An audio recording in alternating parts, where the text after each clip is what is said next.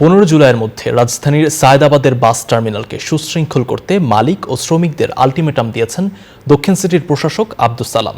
সকালে টার্মিনাল পরিদর্শন শেষে তিনি এই কথা জানান। প্রশাসক জানান, এখন থেকে রাস্তার বাইরের সব কাউন্টার বন্ধ থাকবে এবং যাত্রীদের বাধ্যতামূলকভাবে টার্মিনালের ভেতর থেকে বাসে উঠতে হবে, অন্যথায় চালানো হবে মোবাইল কোর্ট।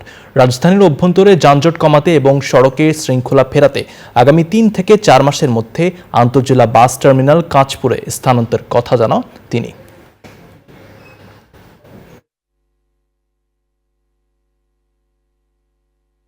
আমরা 15 তারিখ পর্যন্ত সময় দিয়েছি।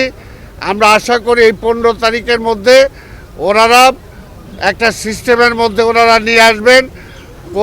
যেখানে সেখানে বাস থামানো যাবে না। যারা ঢাকার বাইরে যাবেন তারা টার্মিনাল থেকেই তাদেরকে উঠতে হবে।